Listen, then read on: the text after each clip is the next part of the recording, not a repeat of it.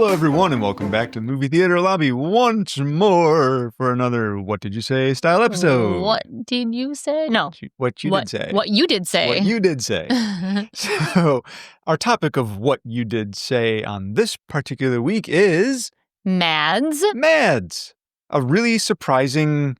Do we call it a zombie? We'll call it an infection. An infection. It's more along the lines of 28 Days Later, I would say. It really is kind of more like that. Yeah, absolutely. It's just a viral infection movie and that mimics zombie-like behavior-ish, sort of. And this one's brought to you by the French. Yeah. The French. The French. Yeah. And really kind of came out of nowhere and was really good. It was really good. I really liked this one. Me too, yes. So, without further ado, let's just get right into this, yeah? Let's get right into it. First and foremost, most of these actors haven't done much. They're all very, very new. In fact, the guy who plays Roman? We talked about this. We don't really know how to pronounce it. We've listened to it. If you were an English speaker, it would be romaine, like a head of romaine lettuce. Spelled Doubt romaine. that's how you say his Probably name. not.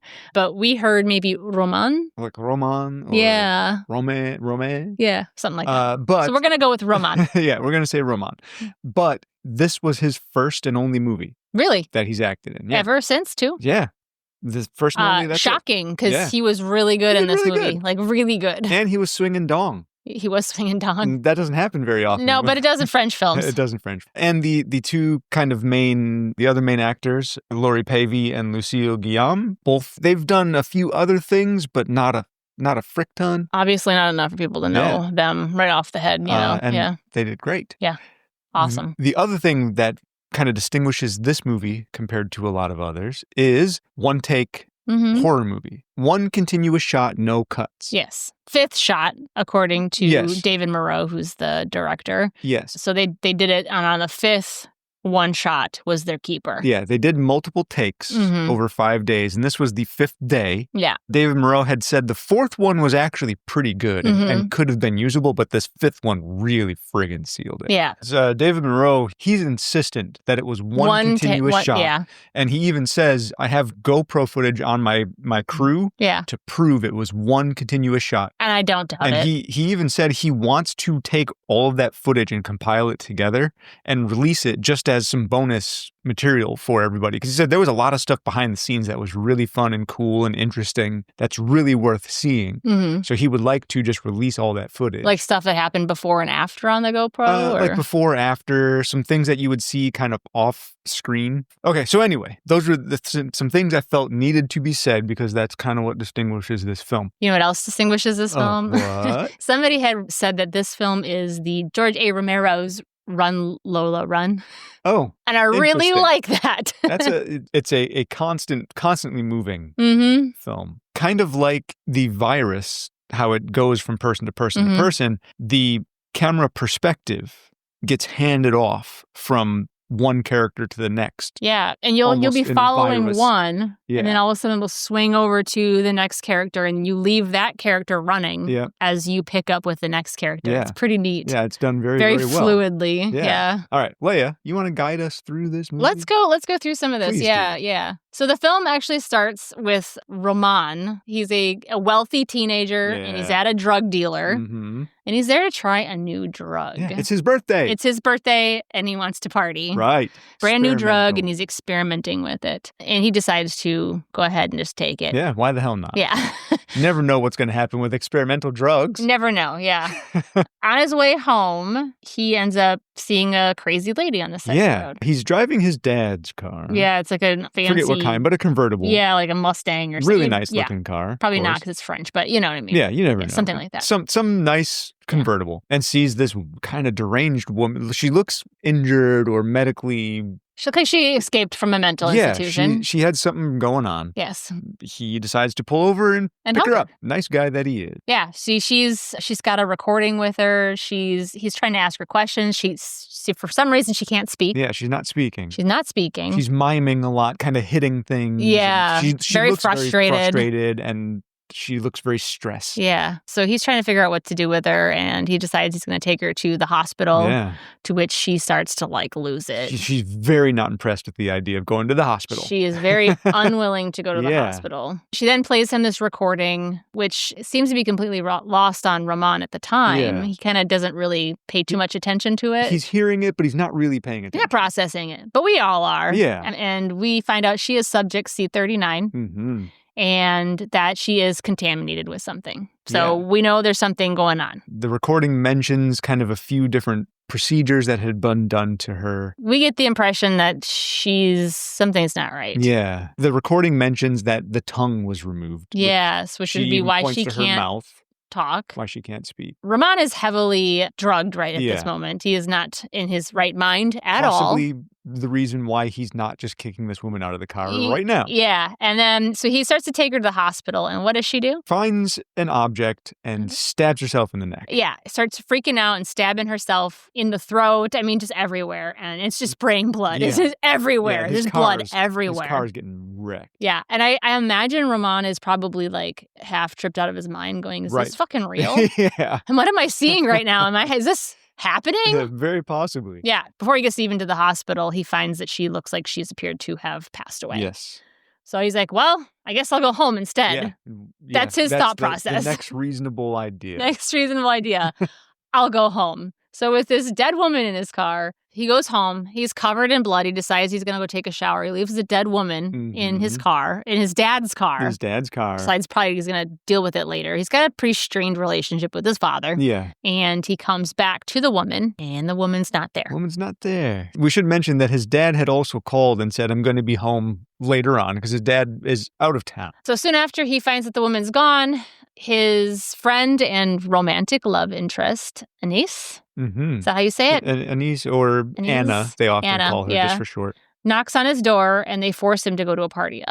With his arm. Ow. Okay. I mean, he genuinely seems like he doesn't want to go. He is generally genuinely not into it. Yeah. After Anna shows up asking for drugs, more of their friends show up and start badgering Roman until he decides to come and so the issue with that is he's bothering the neighbors. Yeah. And he can't bother the neighbors because his dad will get mad, and he doesn't want his dad to get mad. So he's like, shut up. Yeah. Okay, I'll go. And if the neighbors get too anxious and call the cops, and the cops show up and find a dead woman in his car. Dead woman in the car, yeah. Not good. It's also shown here that he arms the house before he leaves, which isn't sort of important later. Yeah. So he's in the car, and this is when you start to see him start to act a little strange. Starts losing it a little bit. Yeah. And you're not sure if it's the drugs or what's going on, but he's starting to make weird clicking noises, he's sort of twitching a little cracking noises, looking up at the sky, and being really weird. And Anna's like, "What is wrong with you? Come on, Roman." The fact that he's looking at the sky also will be significant later on. But he also starts having audio hallucinations. He even starts recalling some of that recorded audio that he had heard earlier. Yeah. So they get to the party. Anna and Julia end up meeting in the bathroom. Right. Julia's one of their friends. Turns out Julia's having sex with Roman. Yeah. Anna actually finds out that they've been having sex because she sees a pregnancy test in the bathroom. Julia had taken it while she was there, I believe. So she confessed there. She is sleeping with Roman. Yeah. He was also hiding in the bathroom. He overheard this conversation. He had a very odd-looking mask on. It had 3 sets of eyes, 3 sets of ears, and 3 noses. Yeah, that's right. And if you look at the poster for the movie, that mask actually very much mimics the poster. Because on the poster, it's a face kind of distorted, but you see 3 sets of eyes, 3 sets of ears, and 3 noses, all layered atop each other. All 3 of those images are cuttings and pastes layered on top of each other of the 3 main characters' faces. Huh. So I thought that was kind of significant subliminally. Yeah. So he's in the bathroom, and he surprises Julia, and they end up having sex.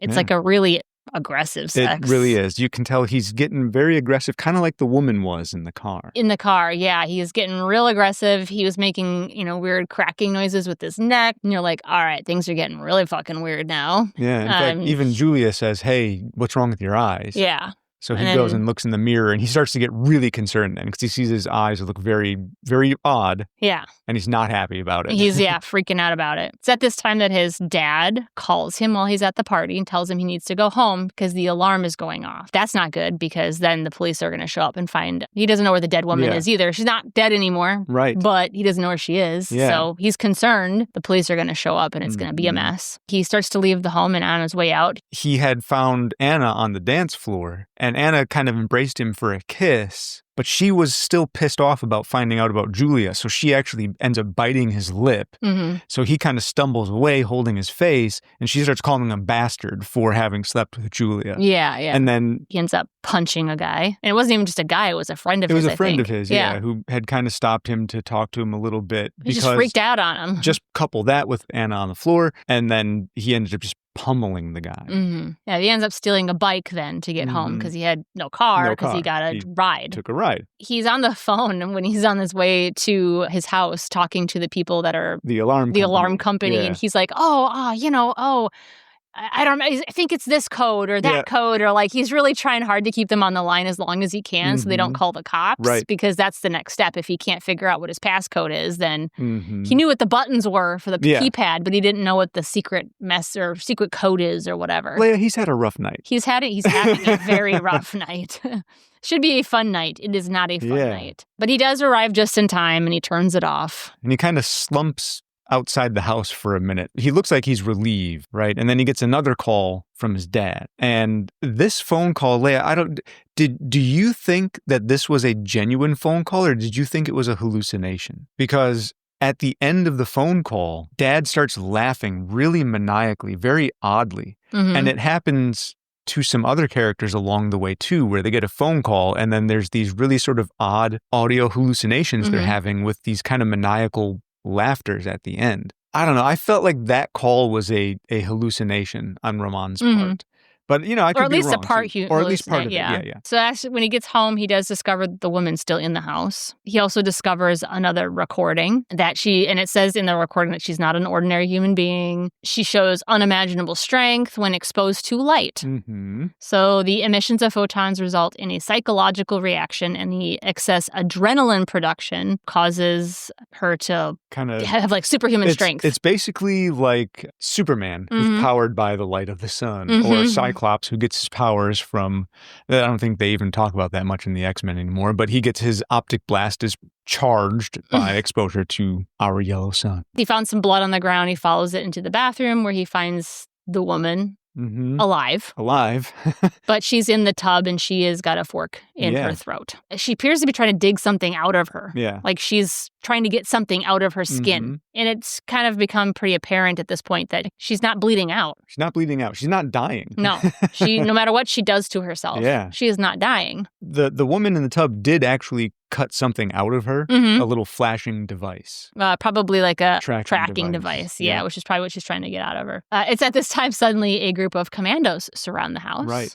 They end up intentionally exposing this woman to the light so they could draw her out, so they could subdue her. But this is when they discover that Ramon was also in the house, and in the same way, he turned animalistic when the lights flashed on him and he ran out of the house with them chasing him. Gets the hell out of there. He ends up just running roughshod through the neighborhood, just going kind of nuts. And you can hear him getting much more animalistic and grunting and groaning and clicking and twitching and cracking. And he was licking the road. He's biting his own body. I mean, he's just losing complete control. The commandos end up grabbing hold of him and they take him away. And this is where the paths cross. Anna is crossing the street when the SUV that's carrying Ramon drives away. Yeah. She doesn't see him get taken. No. But she almost gets hit by the SUV. And that's when the camera kind of picks up with her. Yep. And so then we switch stories. Yeah. So she's talking on the phone. As the SUV's driving away, you hear gunshots inside the SUV, insinuating that they killed Ramon. But she actually gets an answer from Ramon's phone, and she starts berating him for sleeping with Julia. And you can hear him talking back to her, but obviously he can't be because he's been killed. It's the commandos. Yeah. And even if he wasn't killed, he's been subdued by commandos. Yeah, it's not like the commandos are just like, oh yeah, here you go, one last call. Go ahead and take that phone call. Everyone's entitled to one. Yeah. Then she gets into the Uber, and kind of like an Uber, like a taxi or Uber or something like that. Then Julia calls. Julia's all in a panic because she's starting to experience all this weird shit around her. Yeah. And I think it starts out with Anna kind of berating her, but then it turns into her being like, I'm scared. Yeah. So the driver of the Uber then, he notices they were being followed. So he stops and gets out to confront the people that were following him. And that's when he gets shot. And that's when Anna's like, fuck this, I'm out of here. When Anna gets out of the taxi, the people that just shot the driver, obviously they see her get out. So she starts running. And they actually do shoot her a fair number of times. Anna goes, she finds a bar. She locks the door and she starts yelling at the people in the bar, the bartender. She's like, hey, give me your keys. I need to go to the bathroom. Obviously, the whole bar is freaking out.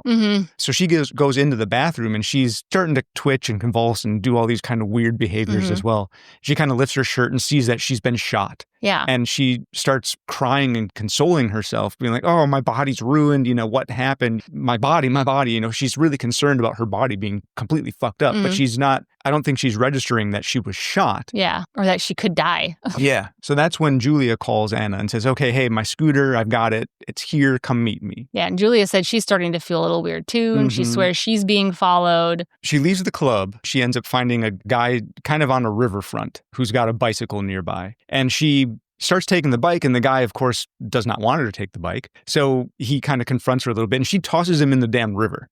Just throws the man overboard into the friggin' river, takes his bike, and just starts driving. So this is where you can start hearing a lot more sirens around town, like the emergency system sirens start blaring real loud. You can see helicopters flying all over the place. That's when you start to get a sense that this thing is way bigger than you previously thought. I mean, you got the impression from Julia that things were getting crazy and that people were changing, but this is when you start to hear the warning alarms going off around the city, and you kind of get the impression that the whole city is in fucking trouble. A lot more going on than you assumed.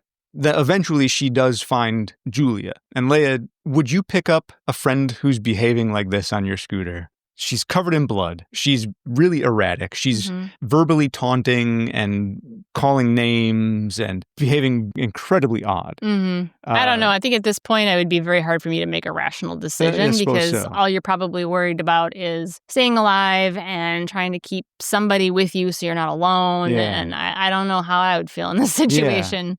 Yeah. And they're both feeling like they're being followed as well while they're driving on their scooter. Anna's acting nuts. Anna's acting really weird. Yeah. And you can see her very often, staring up at the stars in the sky, looking at the street lights. Yeah. So you can see that attraction to light. Anna starts slapping and hitting Julia. Covering her face. Yeah, she's got blood all over her hands, so she wipes it all over Julia's face. Yeah. Bizarre behavior. I think I would have kicked my friend off of that bike and way she sooner. Does snap back to herself for a moment. For moments, yeah. There are a few moments. Yeah, she kind of back and forth, back and forth. But then all of a sudden there was a turning point where she never snapped back again. Yeah. And she was just crazy. Yeah.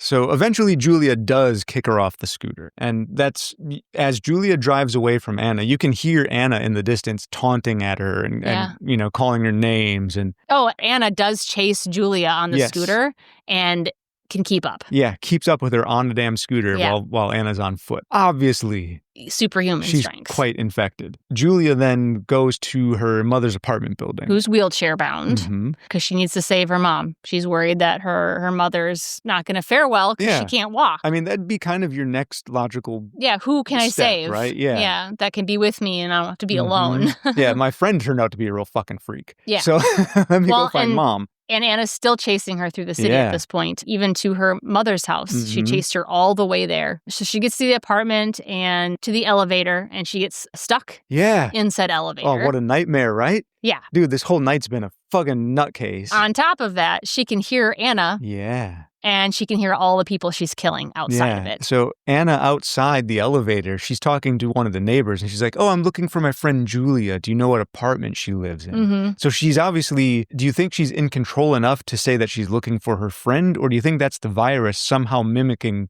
some sort of logic? I think it's the virus trying to get what it wants. Or, Leia, do you think maybe it's another audio hallucination on Julia's part and she's still hearing Anna, but Anna is just attacking the neighbors? I don't know. Yeah, it's impossible to say because we have no visual context. No, it's just all sounds. And then you hear the commandos come in and ask her to turn herself in.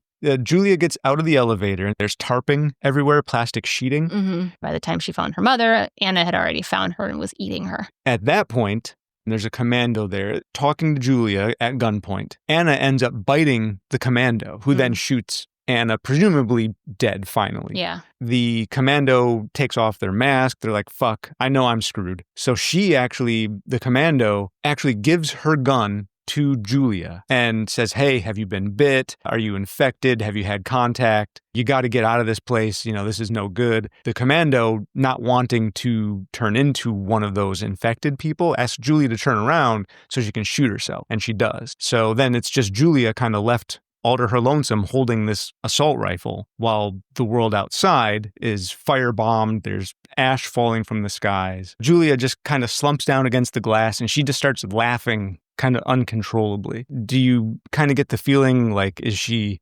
laughing madly like the infected were doing? Is she just laughing maniacally because she's experienced this whole night and it's fucking crazy? It's really kind of up to your perception of the situation to decide what that outcome is. Mm-hmm. The screen just kind of starts to fade black. You hear Julia scream, "Wake up," to herself. She is left alone almost to no answers. She never got to listen to those recordings. No, she had no idea. She doesn't have any clue why this is happening, what's going on. No one's given her any answers. The only one who could give her an answer just shot themselves. Yep. She just cracked. Yeah. Oh, completely cracked. Yeah. And whether or not she is infected or not, they kind of leave to you to decide. But you do hear the same noises coming from her, kind of indicating that maybe she is getting sick. But it is quite a delayed reaction compared to everybody else. Yeah. She was kissing and fucking Ramon in the bathroom. Yeah. Which is before Anna had contact with Ramon. And the only thing I could think of was that there was no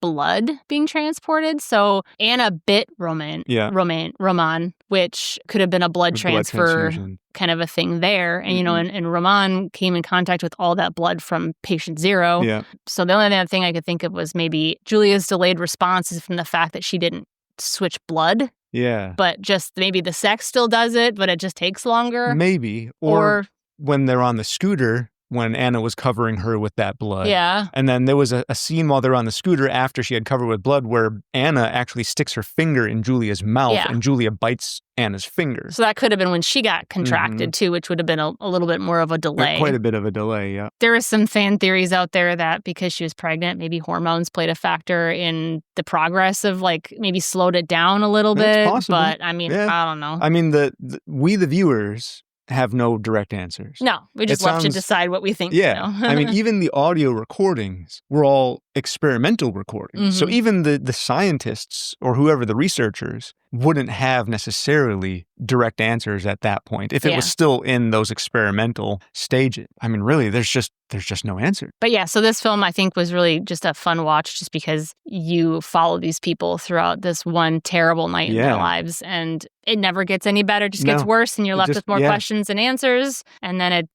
closes. It ends. Yeah. And you're like, oh, okay. I mean, honestly, it's a structure that really worked for this movie. It did. And I think because there wasn't any need for answers. Yes. Which is great. I hate when movies give you answers you don't need and you're like, that was too much information. Yeah. You could have just not said that and this would have been a way better movie. Because now I've got questions about that. When you look back at a lot of the early zombie and infection type movies, I mean, let's look back at Night of the Living Dead. There was no answer. No.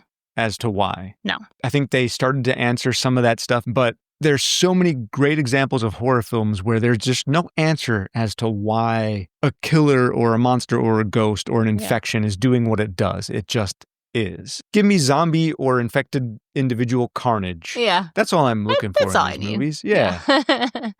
That really kind of wraps up MadS as a whole. Not very deep in terms of, because there's no questions there's no answers to a lot of the questions. It's not meant to be deeper. Yeah. It's like you had just said, it is just these people over this really shitty night. It's just a psycho thriller roller coaster ride that you're just on board for. And it was a great way of doing it. Yeah. I do like the fact that the director, he said that the crew and the actors all kind of worked together as a team. Like he said that was the only reason they were able to do this as a one-take movie is because everybody was working toward the same goal. Yeah. Everybody wanted to see everyone else succeed. So they all worked together as one unit. And he even gave such latitude to the actors to kind of improvise and where they needed to, yes, if it was necessary. Because, you know, he said sometimes they were moving, because the camera was strapped to one of the assistant directors.